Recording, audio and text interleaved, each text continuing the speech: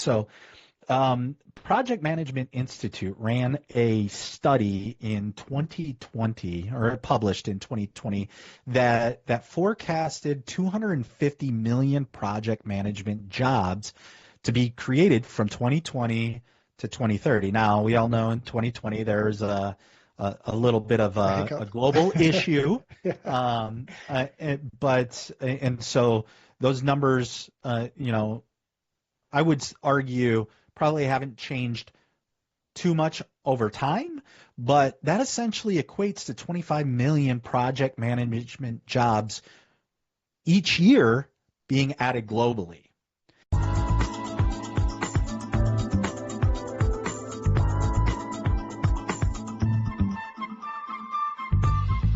Hey everyone, welcome back to another episode of the Book More Show. It's Stuart here, and today you're joined by Michael Shick. Michael, how you doing, buddy? Hey, Stuart, thank you so much for having me. Real pleasure. Do you know, we've spoken a lot, but I've just realised that I think that's the first time I've said your surname out loud, and I've certainly had a moment of mispronunciation panic as I said it. Is it Shick? It is Shick, It is? yes. Okay, perfect. It's not a silent chic or anything like that. It's so funny when you get to know people and you talk a lot and you have kind of like maybe an online connection first, and then you say something out loud for the first time. It's almost reinforcing point that so many of our relationships and the conversations that we start with people are in a digital or text format first. You don't necessarily get introduced in the same way. So it's funny that you get these real world reminders of how conversations really go in such an online-based world. So I don't know if you ever feel the same. Well, I do, and it's funny that you should bring it up, Stuart, because when you said my name, I was like, I think that's the first time I've heard him say my full name. So, and it came off great. So please rest assured, it was all good. Perfect. And if there's any problems with that, I'm just going to blame the accent or just say it fast so that it just goes by quickly. Or it could be like when I was a younger person and, you could get yelled at because somebody misheard my last name. So Right, yeah, there's always that, which I'm sure was lots of opportunity to say that as well. yeah. We've known each other for a little while now. It's always great to have podcasts like this with people I know, because I always feel like there's a little bit more value that we can deliver, because there's not so much of the broader explanation. We can cut to the points a little bit quicker, but I'm also conscious that the audience doesn't know you yet. So why don't we start with a quick intro and share with everyone where you are and what you do? Certainly. So, Michael Shick, I've been fortunate enough to serve in the United States military. I retired at the end of 2022. And when I transitioned and retired, I moved into academia, where I am now an assistant professor of project management at Western Carolina University. I also own a project management business called Rosemet, and it's been fantastic, because within Rosemet, we focus on creating content on project management. So templates, examples, trying to help people understand project management writ large. We also do training on certified associate in project management, as well as training for the project management professional, or PMP certification. And the goal is not just simply to teach the exam, but actually teach people about project management. And so depending on where they are on their journey, whether they're aspiring or new project managers, earning a certified associate in project management is that great place to start. But when you're looking at the PMP, you have somebody who typically has a minimum of 3 years of project management experience.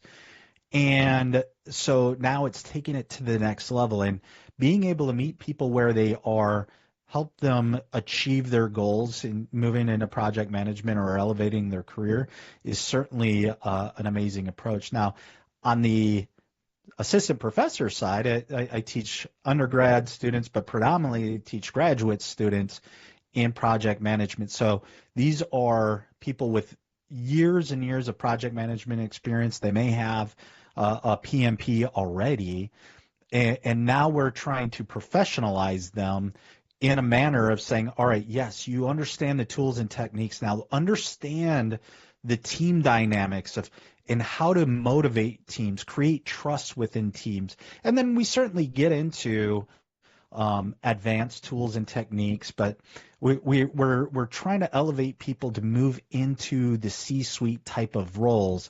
So take those experienced project managers and take them to the next level, whether it be in the program management or portfolio management, project portfolio management, not the finance side of Right. portfolio management, or project management office, PMO, directorship type, those type of things.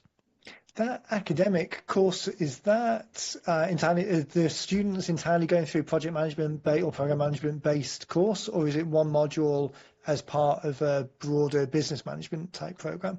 Great question. So it's our degree is a master's of project management. So it's a Okay. deep dive into project management for project managers. In fact, our slogan, if you will, is a legacy of leadership and a program built for professional PMs. So how where we go from a legacy of leadership. Western Carolina University was one of the, if not the first accredited program in the world for through PMI, so the Project Management Institute Ah, that's Global interesting. Accreditation Center. We Yeah. were accredited in 1983, and we've held that accreditation all the way to today.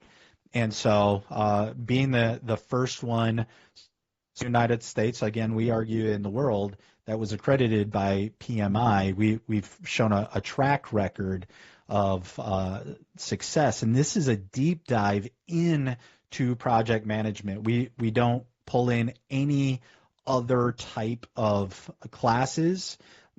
Everything is centered around project management, and it is depth Yeah. from day one. And when there's oftentimes I've had this conversation, forgive me, Stuart, if you just give me a quick second.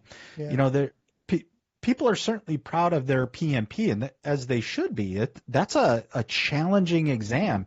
I don't ever want to take it again, but it's a challenging exam. But this is an assessment on what you know, Right. okay, through a project management institute lens. All right, there are several different bodies, as you know, you being from the UK, you have Prince 2, the Project and Controlled Environments 2 certification, which is, its own framework and methodology. There's other, programs and opportunities throughout the globe. This just happens, the PMP is towards the Project Management Institute. So people understand that framework, and they may or may not even use it within their organization. Right. This, our master's in project management at Western Carolina University is, more of a broader focus, and we bring in peer-reviewed research. Myself and the other faculty, we're all terminal degree holders. We all do research in project management, so we're pushing the discussion forward through our research, and we'll go to conferences and we'll give talks and things of that nature. So that is more of a transformative type of experience. So it's taking people who know the systems, they know the processes, which is what the PMP validates. Now we're taking that and transforming them into executive leaders that can bring everything together and not just be focused on one particular set of processes and frameworks, but more globally, universally, in a sense. Right. It's interesting, isn't it? That extra time that you've got with your bigger program, the breadth of experience of the different people, the fact that the success criteria or the measurement criteria is more about broad application in real world situations rather than just answering the questions for the the purpose of the test at the lower levels, because you're really going from an introductory level all the way through to the highest academic level that it is. But that real world breadth of the degree program or the master's program, it does add a layer of color and real world application to it, broader than just the certification. 100%. And we've seen from our alumni moving up into the senior positions, going to conferences, being keynote speakers at PMI events globally. So exactly how the program is structured and geared is achieving the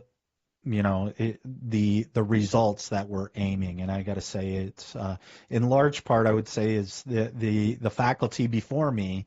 I work with an excellent group of individuals. Vital, for example, he's literally written the textbooks on project management that a lot of programs use. Nathan, Todd, and Yang, each one of these folks, they come with the PMP certification. They all have their doctorates. They consult on the side. They're involved in the field with PMI and with other organizations. And so you have folks that are practitioners and scholars. Right. And they've really done a fantastic job building and continuing the legacy that of project management that Western started with in the 80s. Yeah. I think the other element that brings in, getting to know you over the last few months a little bit more, and the expertise that you bring into it, that translates and feeds down to then the entry in the middle tier programs of the certificates that people can get as they're looking to get into the industry or progress in a career with the industry. I think the benefit that working with you has is that you bring this large, it's not just kind of the execution on the study guide to get you through the course, it's the broader discipline of project management. And for this particular exercise, we need to get you through the course, through the certification. So talk a little bit about this, these ideal groups. So obviously, as people are listening, there's a broad set of businesses and different industries represented. But I think this is a good use case for anyone thinking about creating a book to address that audience, to start a conversation with the audience of people who they want to talk to. So we did some work to identify who that group is. Let's talk a little bit about those people and then where they are on their journey. Then we can talk about the book a little bit more, and hopefully as people are listening, then they can substitute out their scenario for yours. Well, 100%. And first and foremost, thank you, Stuart. You're too kind in your words. But so we also have a journey that we're starting on, right? So part of the reason that I started RoseMet was so I could help people get into project management. I call me what you will, but I love project management. And the reason that I love it is because you get to create something. So a project is something that has a definite start, definite end, is complex, unique, and interconnected. And so when we look at business, now my doctorate's in business administration, unless your job is to, or your business is to go out and purchase other companies and then break them up and sell them off, generally you want to go into perpetuity, right? You want to continue to create products and services and sell those. Well, from a project management perspective, it's a change management mechanism. It's for innovation. It's creating something that's unique. That individual organizations identify something that is of tangible value that their customers and clients are asking for, and now you are trying to bring it together and deliver it on time, within budget and scope and the quality that's associated with it. And so by being able to take that idea that has never been done before, certainly maybe not by that organization or by the project have a framework around it, and be able to go through the processes to actually have it realized and then say, hey, this is what you asked for. You've seen it create along the Right. way. And by the way, it's in budget and you're getting it on time and you're getting it, uh, within your specifications. Talk about something cool to help organizations push forward. On the side of men and women who are trying to get into this career field, you get to create those things. You get to be that change mechanism that, depending on the organizational structure, on how much flexibility and authority you have as a project manager, but you got to start someplace and then be able to grow into the position to be able to deliver that change for those organizations. And so, you've got the overall operations and admin side, which is certainly important, but then you have this microcosm of an innovative organization within it that needs to have many of the same principles and interconnective tissue to move forward. So Project Management Institute ran a study in 2020, or published in 2020, that forecasted 250 million project management jobs to be created from 2020 to 2030. Now, we all know in 2020 there's a little bit of A a hiccup. global issue, Yeah. and so those numbers, I would argue probably haven't changed too much over time, but that essentially equates to 25 million project management jobs each year being added globally.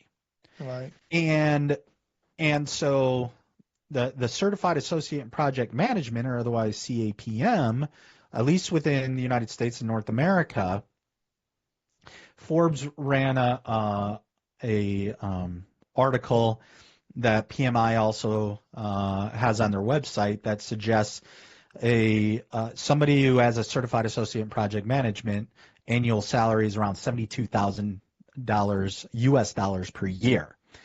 Then, now that when you look at the PMP, the average salary, now this is a little more squishy, because you'll see a few different sites like Glassdoor and PMI and everything else, but you're looking right around 122,000 on average, and that's somebody that by the time that they earn their PMP, that's about what they're going to be serving, and that can go all the way up into the 250,000 plus range depending on your role.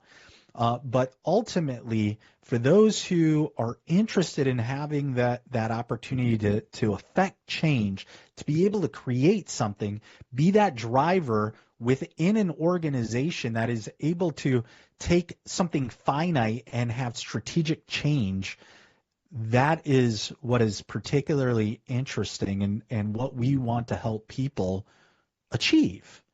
And so, yeah, we have those certification courses, but just to be a mechanism for this, Stuart, we also started a free community where people can download resources. They can come and ask us questions. Myself and I have another 5 individuals on our team that have their PMPs as well, and then we have a couple of team members that are earning their CAPM, and a few more that are earning PMPs. So our organization is all centered around project management, but all of us are engaging in this platform and answering questions, holding office hours so people can ask questions. They get video content, things of that nature, that we're just trying to get out and get the message out to folks so that way they can achieve what they are driving towards, which is a career that has value, that has purpose. It's rewarding.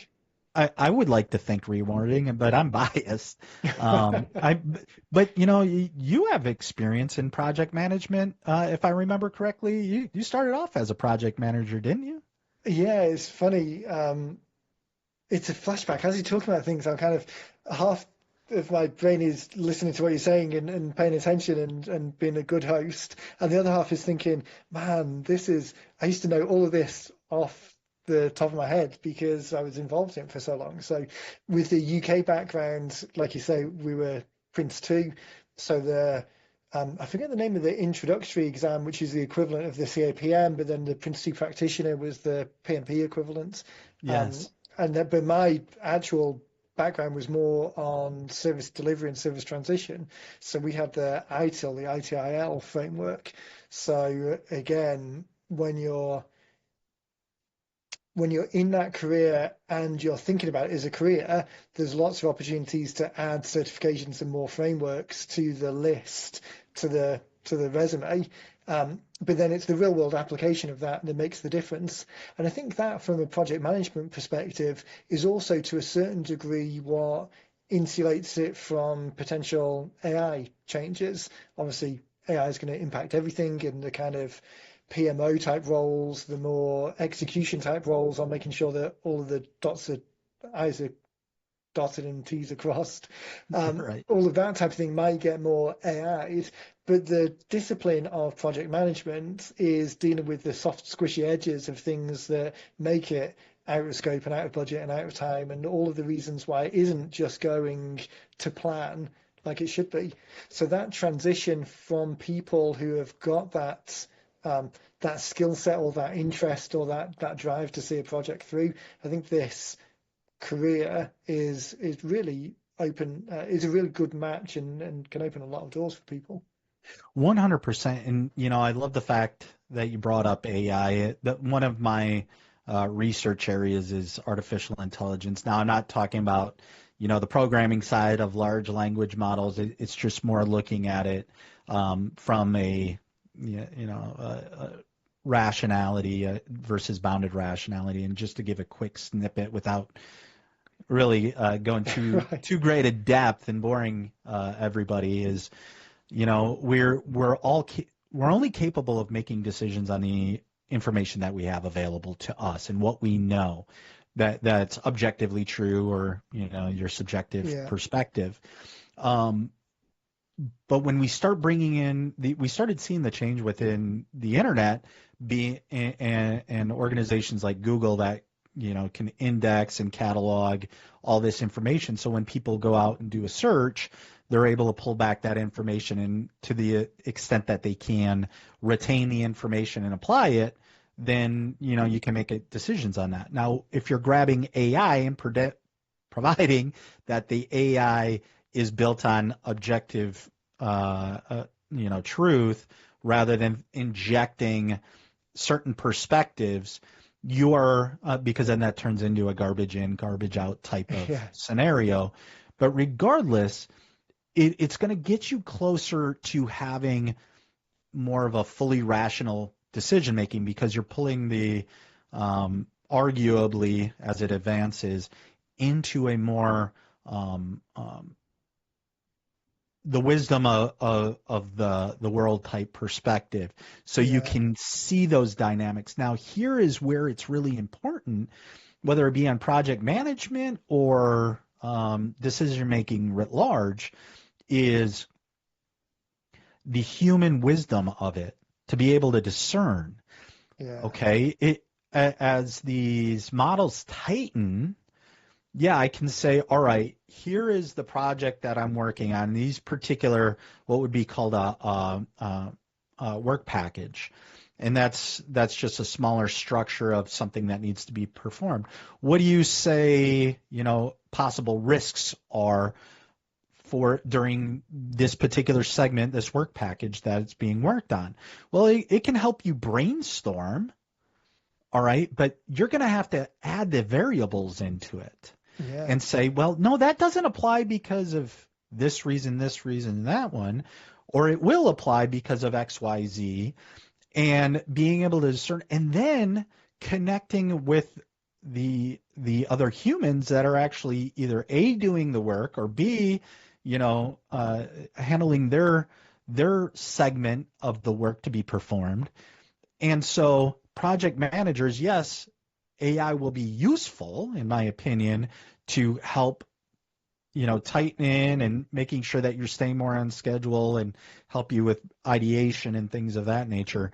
But it's the human that needs to be on the loop. It's the human that needs to make the decision, and it's the human that needs to have the wisdom on what is true and discern, what's Yeah. nice and fits an algorithm versus, what may not necessarily fit or apply.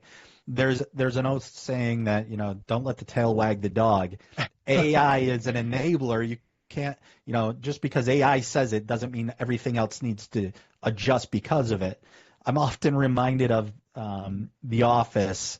If you've ever seen The Office, when Michael Scott is driving with Dwight, and GPS told him to take a right, and Michael's like, no, take a right, and it was into a boat launch. With like a half a block up, it was the stop sign. Right. And he insisted on it going. It's one of those that, AI, things like project management has to be protected. And part of that is because of the scope of project management. I can't tell you, Stuart, maybe you've experienced this, but the amount of people that I've talked to about project management, they're like, yeah, but what's that mean? Because you have agile framework, so software development, those Yeah. iterative changes, you can do hybrid or predictive, which is, the more traditional. So you can build construction buildings, and you're going to have trades people doing that type of work. You'll have carpenters. AI is not going to take over carpentry, at least not in the foreseeable future. Yeah. Maybe when we get some robots It's out there or what have you. right. But you're right. It's the squishy bits around the edge that aren't quite so black and white that really makes a difference. And I think anyone who's managed a project, whether it's officially under the umbrella of project management or even try to plan going out for dinner, it rarely does. What's the other saying? Um, or no plan survives contact with the enemy, or everyone's got a Yes. plan until I punch him in the face. That Mike Tyson one. But it's the soft, squishy edges that make a difference.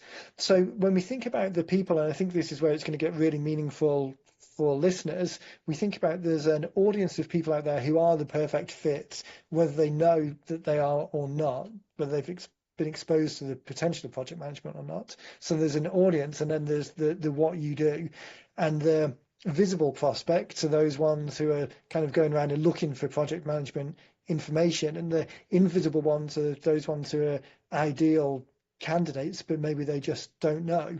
So what I like about the book approach and the approach of Roseman overall is that it's really trying to serve the visible audience, because obviously these are the people knocking on the door, but it's also looking to engage the invisible audience, the people who don't yet know. And I think the majority of businesses out there have the same. There's people who are raising their hands and one step away from doing something, and then everyone else where it's a much longer conversion process or a much longer journey that they need to go on until they're ready to raise their hand and take that step.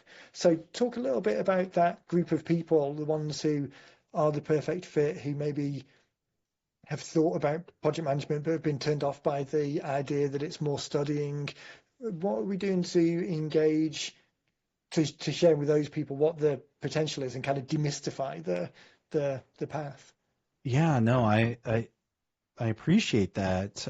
So the way that we start off with the book is we talk about what project management is and identify, how people can find their way into it. I mean, for example, that certified associate in project management, you're a high school graduate, and you sit through the course and earn your certification. And now, don't get me wrong, it's not for the faint of heart. It is a challenging exam, but just by adding that credential, it shows that you're committed to getting into project management. And then there are plenty of jobs. In fact, I did a kind of a white paper type article where I looked at the demand for certifications and within North America, and PMP was number one, followed by Certified Scrum Master, which is an agile type of certification. Then it was CAPM. So the top three, two of which were CAPM and your project management professional certification. And so people who leverage the book are able to say, hey, is this the right fit for me, or is this something that I'm really looking at doing? And for those people that have more work experience, I'll tell you, projects is one of those things that not all industries necessarily use, but just about every industry.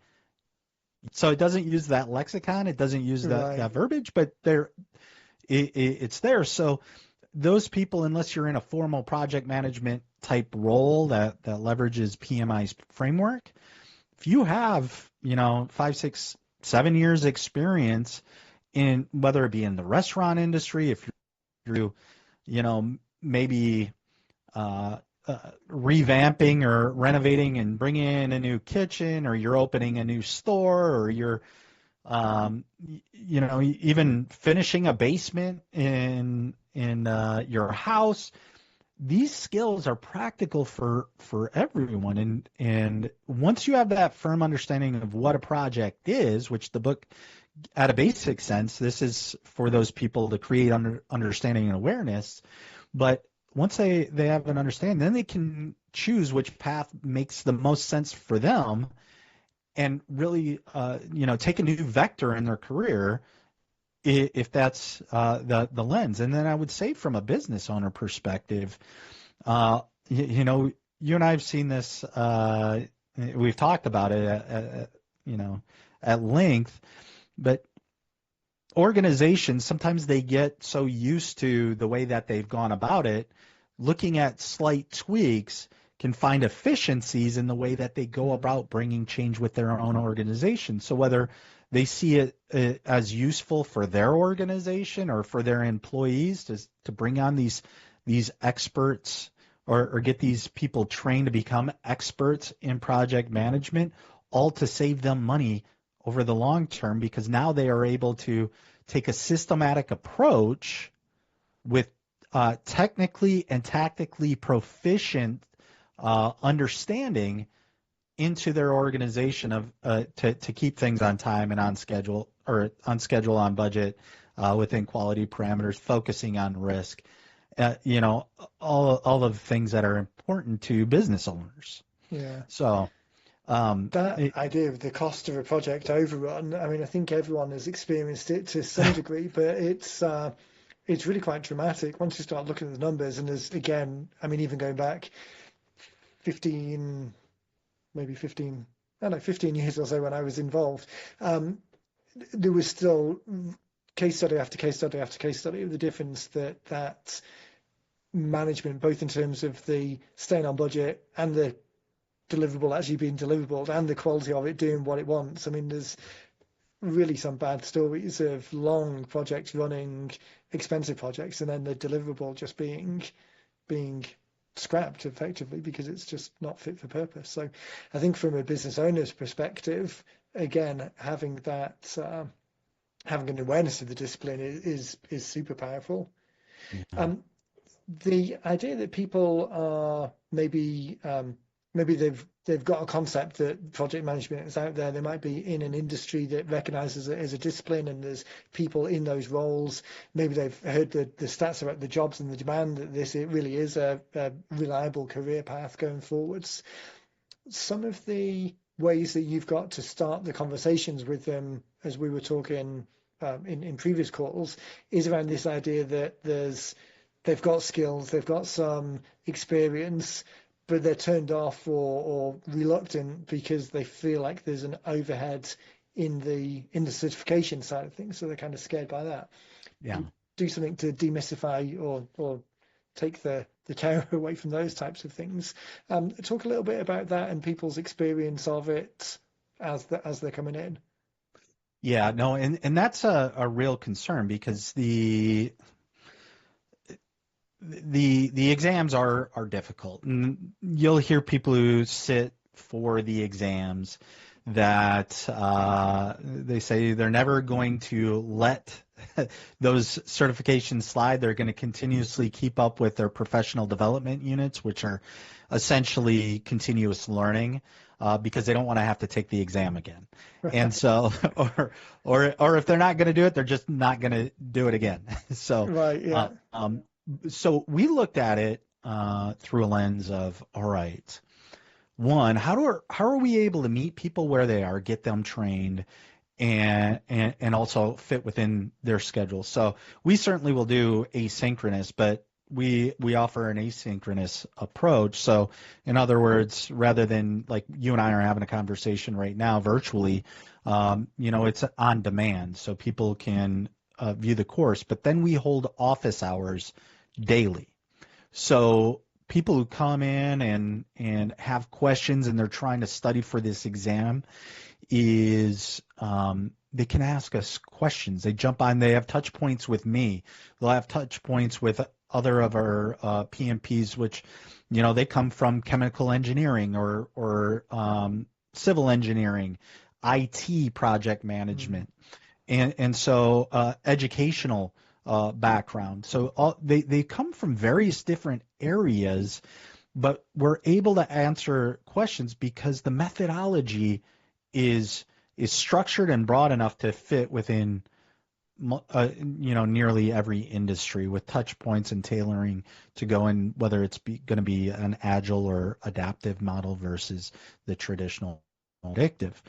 Um, but so we have those touch points, and we have blocks where within our community where people can ask questions. We respond to those questions as well. So you're not looking at it simply from, hey, I get an on-demand course or on-demand experience without anybody to answer my questions. No, we're engaged with those particular students, and their success is our success.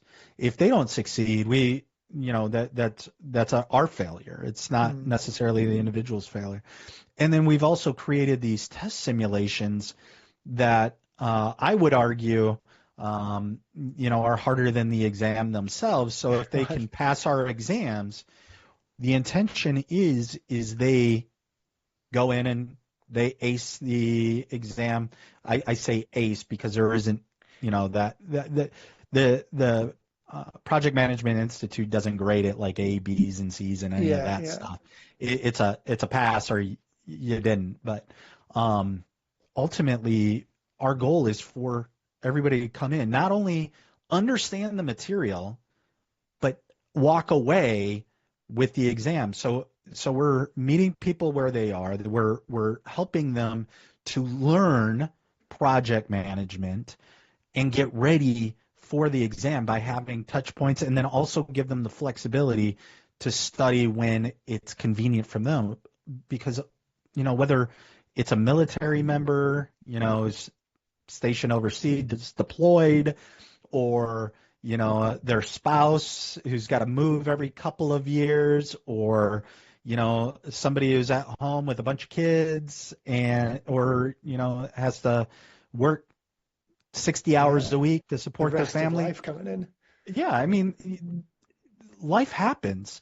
So to be able to have the flexibility throughout the week to have those touch points while also studying when it's convenient for you, we're blending both approaches. Yeah.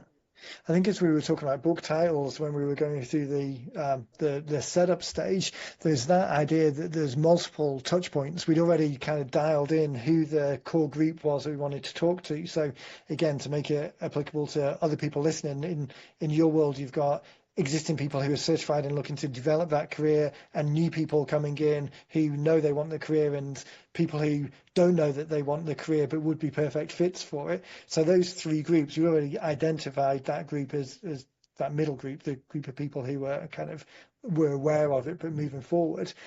but then thinking more about where their pain point is and what the challenge is. So dialing in this idea that we went through a couple of iterations. One that we were talking about just before we started recording, when we were on the first call together back last year sometime, we were looking at the group of people who didn't necessarily know that they would be a good fit. So this was the deployed to employed. It was the demobilizing or the end of career forces people who were perfect fits for project management. So deployed to employed as a book title resonates with those people because they don't know that project management is the thing, but this is introducing the idea.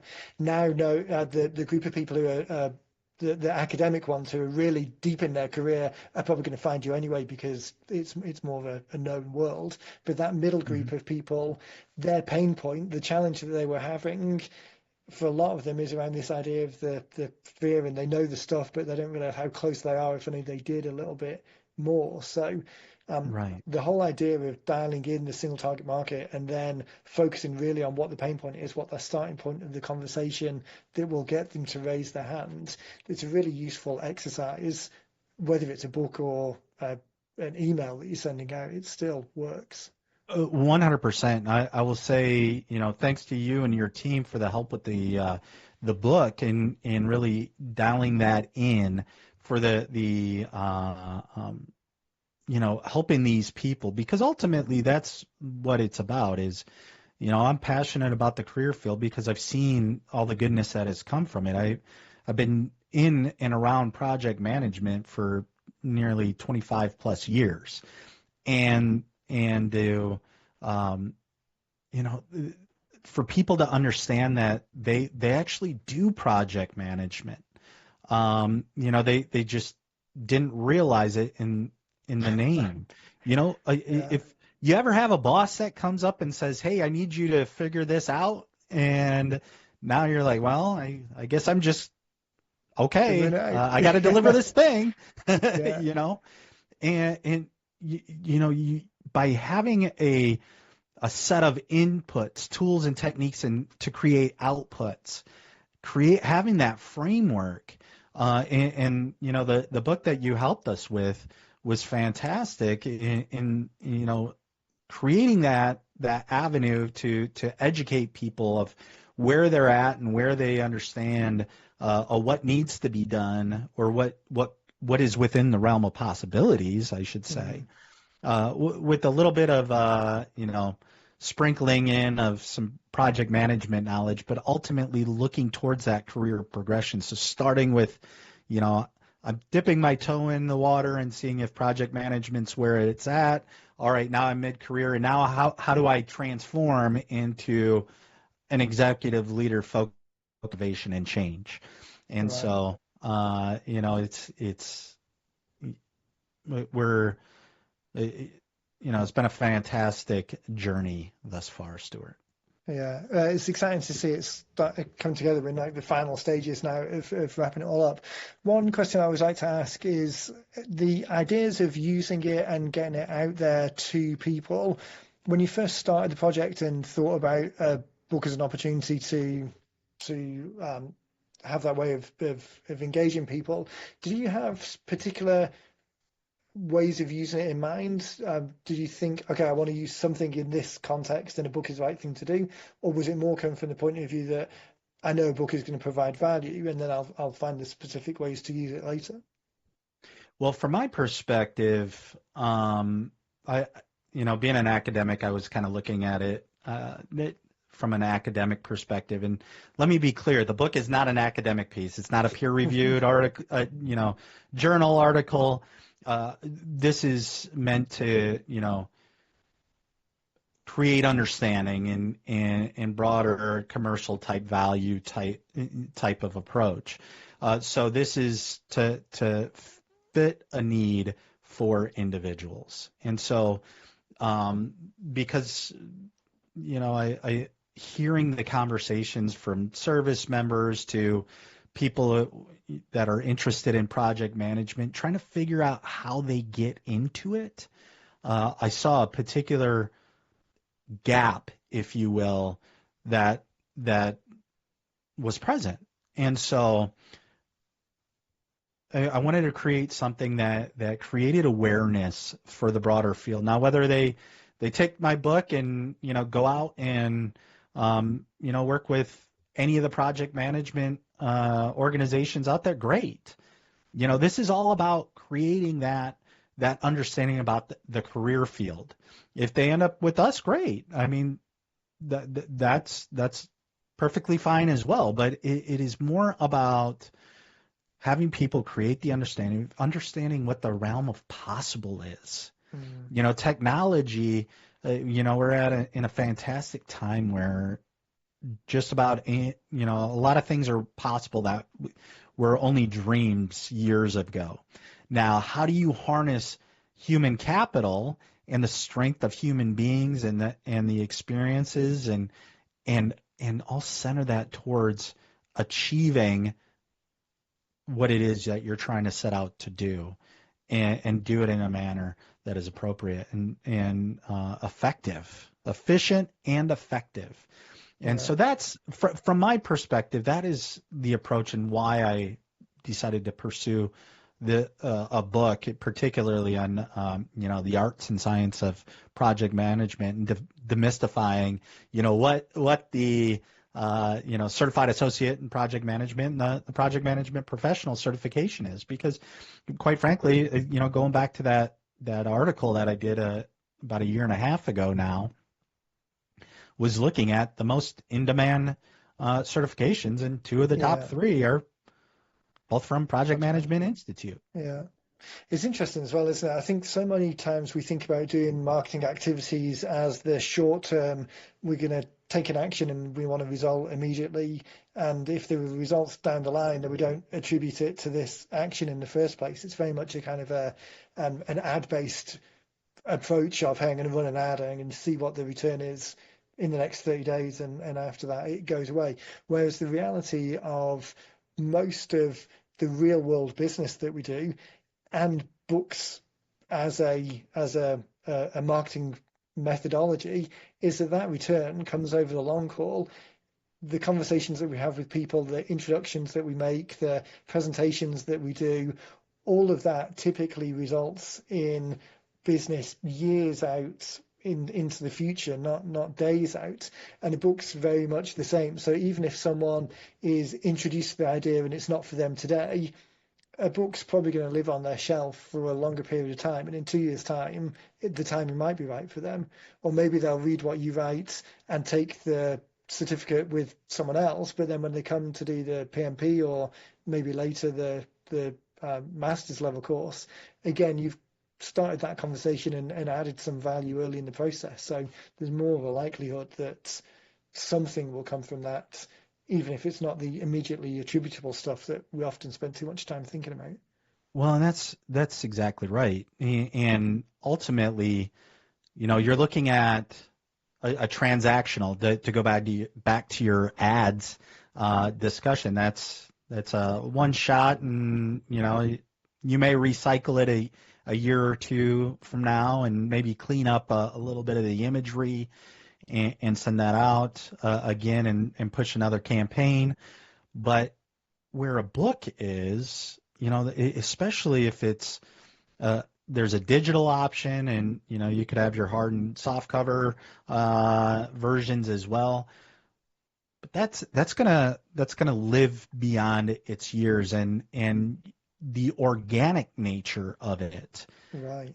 And I'm thinking of this through an organic search and internet AI, seeing that it's pulling in data and all that text has got to come from somewhere, right? Yeah. So to be able to attribute it back to business leaders and their thought leadership, and researchers like me that take some of these actions and then analyze it empirically and show where there's value that comes from it.